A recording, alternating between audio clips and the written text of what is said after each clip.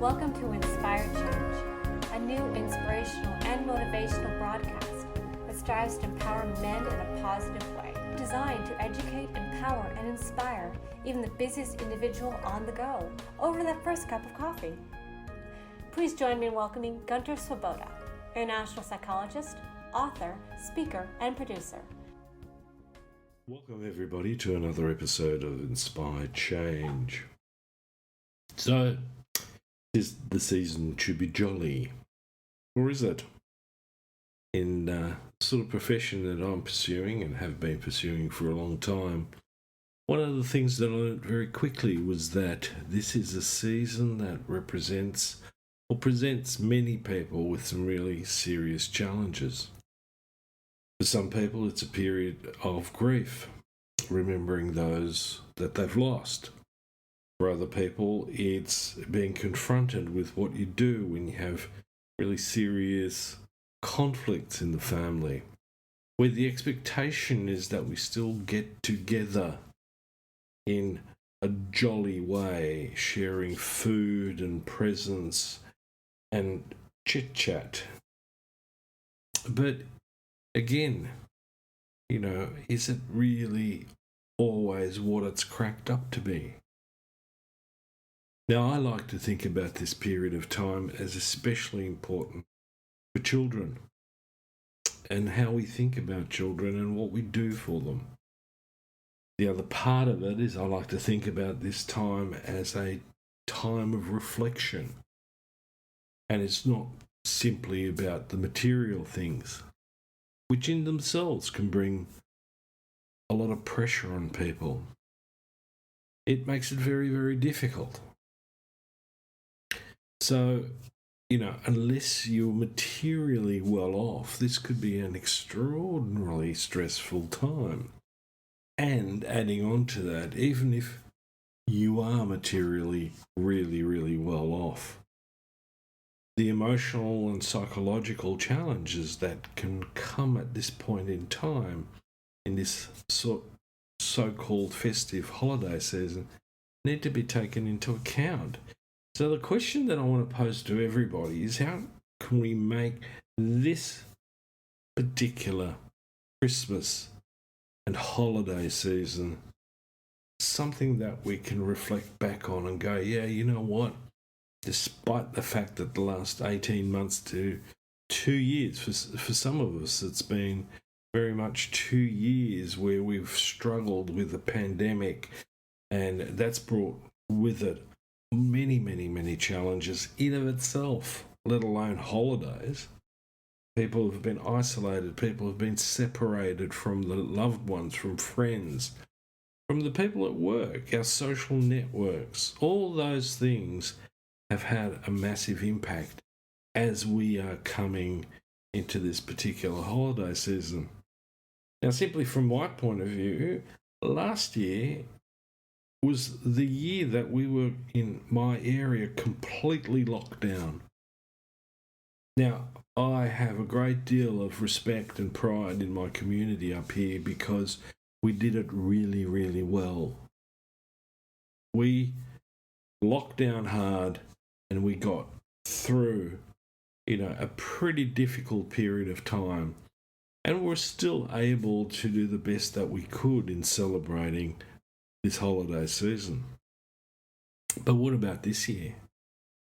Again, we're coming out of the sort of restrictions that have been placed on us, from the politicians, but also from common sense.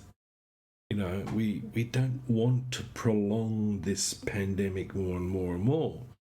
And so we've recently had to address, a new strain of COVID and the impact that can have on us.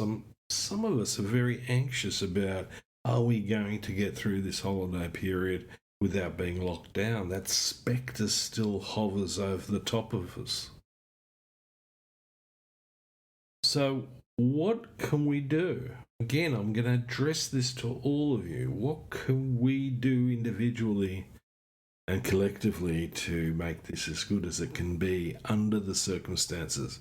Because some people are moving into this holiday period having to isolate because they've been exposed.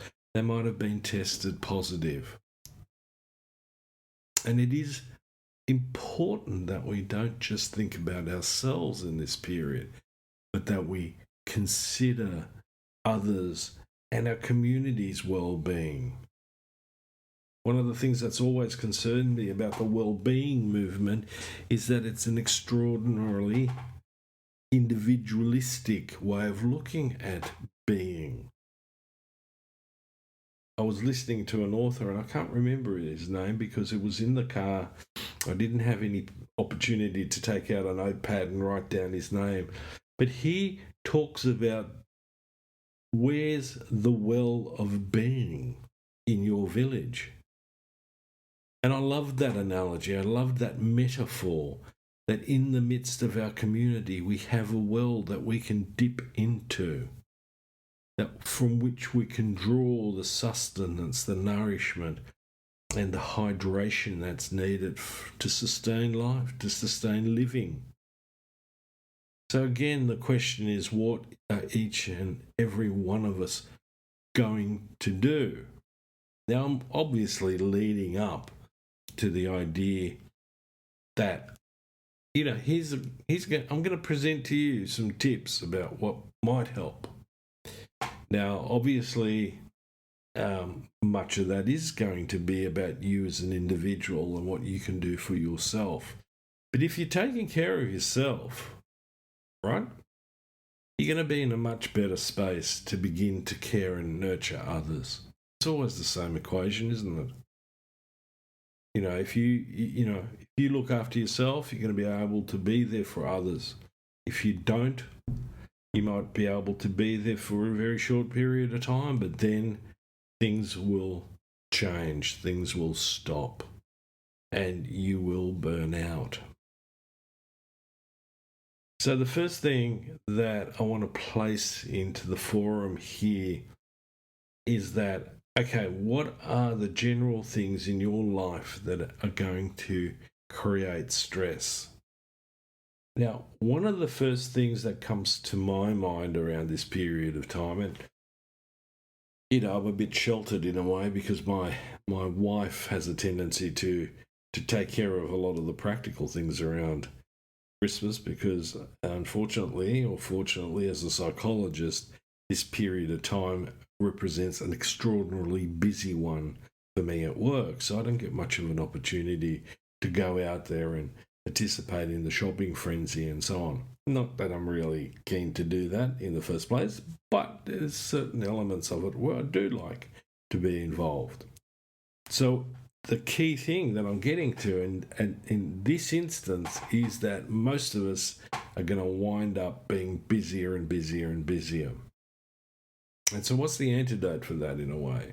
You can't just stop. That's not really feasible. So the comment that I'll make around this is it's really useful to stick to your routines as much as possible and see how you can leverage possibly technology, possibly distance in getting the things that you need to get done. Shopping for gifts, shopping for food, all those sort of things. That sort of frenzy we seem to get into, just prior to Christmas or prior to the holidays. And I think that we can, be a little thoughtful about how we're going to do that in a way that doesn't kill us. Because all I keep hearing a lot of the time is how busy we are, rather than stopping and taking a breath and reflecting. And one way of doing that is just having some connection with our normal routines, with our normal structure. So that's one aspect of it. The second thing that I want to sort of talk about in this space is be realistic about what the holidays are. Now, it's really interesting. I work with a lot of people who they have certain challenges in their families. There might be conflicts between brother and sister or mothers and fathers or whatever. But they're often extraordinarily optimistic and for some reason romanticize this period of the year with for some reason or another, they want to believe that this year is going to be different. This year is going to be a bit like a Disney movie, and everyone's just going to get on fabulously. And, Uncle George isn't going to get drunk and try to deck the father in law and all that sort of thing. It's going to be perfect. Don't be a perfectionist. It just leads to pain. Be realistic. Accept that, if there are family issues, that they're going to be there, and hopefully everyone's going to be on, not necessarily their best behaviour, but on better behaviour.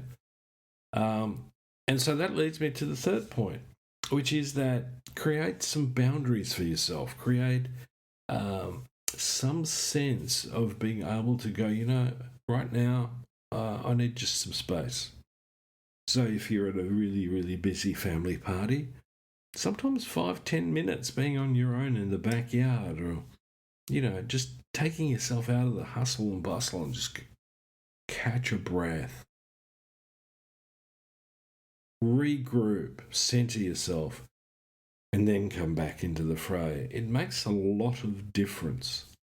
I have personal experience of that. I'm an only child. I grew up in a very, very quiet household in many respects. So, getting married and having a large extended family and, all the stuff that goes with it, it was wonderful on the one hand, but a lot of times it got so busy I just needed a breather. I often make the joke that I married into a Cecil B. DeMille production. Boisterous, noisy, loving, warm, but as I said, as an only child, there's often only so much you can take of the good stuff, let alone if the bad stuff happens, you want to sort of, disappear in a puff of smoke. That ain't going to happen. So the point that I'm making is create a point where you regroup and ground yourself, even in the midst of it all. Right? Really, really important. The other part of it that goes with sticking to your routine and so on is the capacity to say no. As much as it is a time for celebration and gathering, you can't do everything at the same time. You need to be able to go, yes, I can do this, yes, I can do that, but no, I can't do this. And that's okay. And yes, some people might get their nose out of joint a little bit, but, got to take a step back and go, well, I'm trying to do my best. And if that's not good enough, that's not my fault. That's someone else's issue. So boundaries become really, really important in this whole process.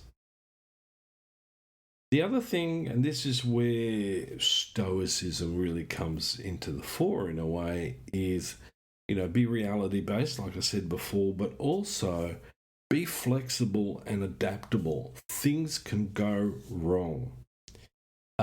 Usually, it can often start with technology, like the oven suddenly decides to pack it in, or the car has a flat battery, whatever. You need to be flexible enough. Give yourself the flexibility to just roll with it. Don't get head up about it. In Stoicism, the idea is come from your values, your character, and not your emotions, because emotions at this time of year can run hot.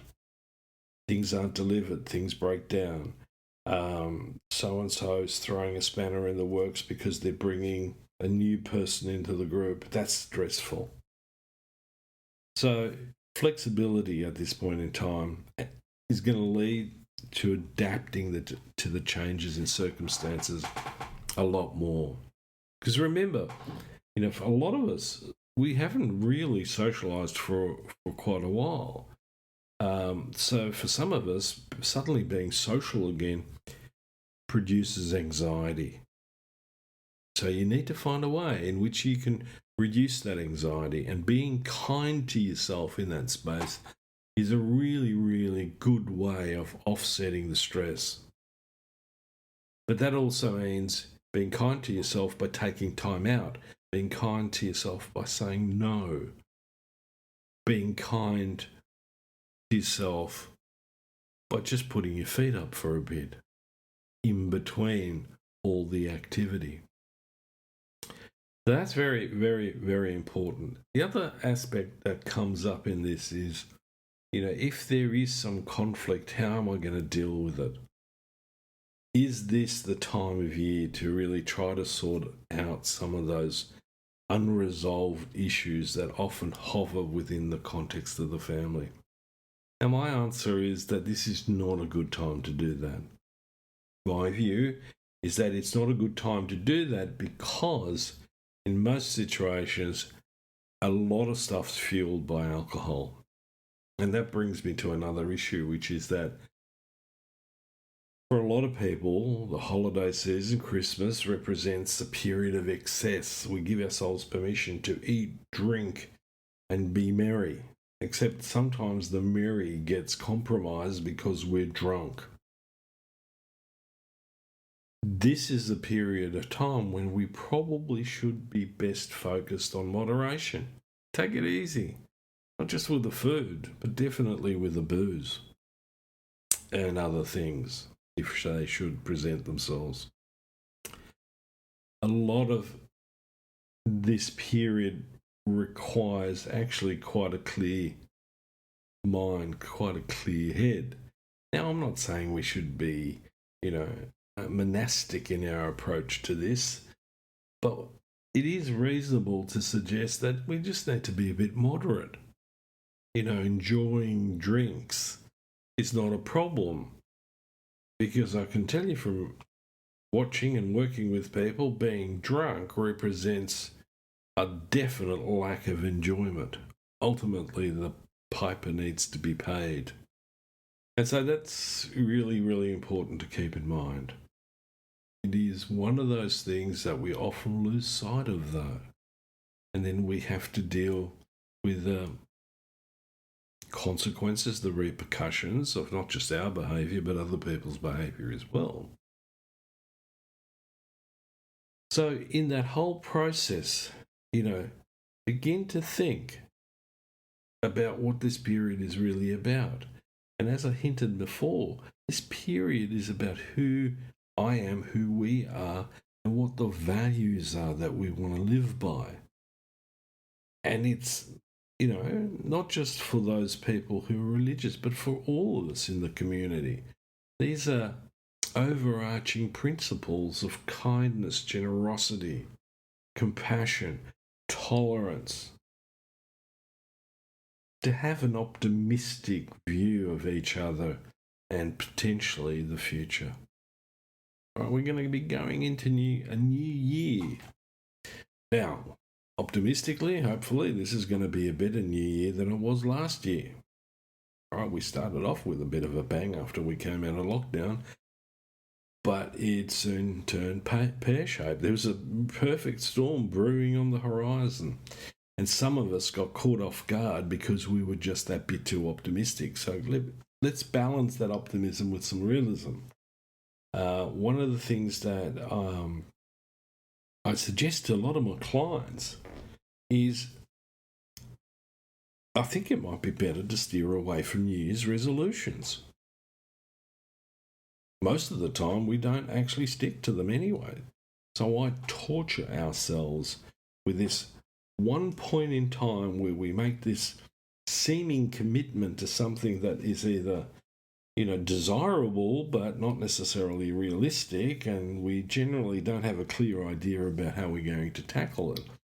And again, from here to there, that is from this period of midway through December to the beginning of January, we're making decisions based on a lot of pressure and a lot of unstructured ideas, right, that seem really good in the moment, but in when we get right into it, we're not really committed to it. So unless you're absolutely 100% sure that it is firstly what you want, that you've got the motivation to do it, and that you will commit to it, avoid it. The regrets, the guilt, and often the shame that comes from not following through isn't worth the effort. You're better off just going, let's just take one step at a time. Let's just see a bit of a change in my lifestyle that might make me a bit healthier, body and mind. Right? So we need to keep on going from that perspective. So think about anything else that you'd want to throw in there. And I'm going to leave it to your imagination because all of us have different coping strategies. Right? But it is a good time to sit back, individually reflect. What are my values? How do I articulate them into my life? How are those values and my behavior affecting others? Am I really operating as the person that I want to be? Or is this a period of time where I'm actually deteriorating into, as Jung puts it, the shadow side? Do I suddenly become Darth Vader, Machiavellian, difficult to be around, or the grumpy old man, or, the bear with a sore tooth, simply because this is a tough period of time? It should be a period where we gather together. It's not just in the idea of Christmas, but Yuletide, in the Northern Hemisphere, it was coming together in the depth of winter to celebrate light. Isn't that part of what we're trying to do? Is whether you are Christian or whether you are of another religion, is using these holidays in a way that brings us together and hopefully should draw from us our better nature and our better consciousness, our social consciousness. So if you're going to give, don't just make it an expensive present, but make it something that's meaningful for somebody that you're giving that present to. Now, some people will say, don't give me anything material. Maybe give me, a goat, where you buy a card and then buying that card, you're sponsoring a goat in Africa or in Ethiopia or somewhere.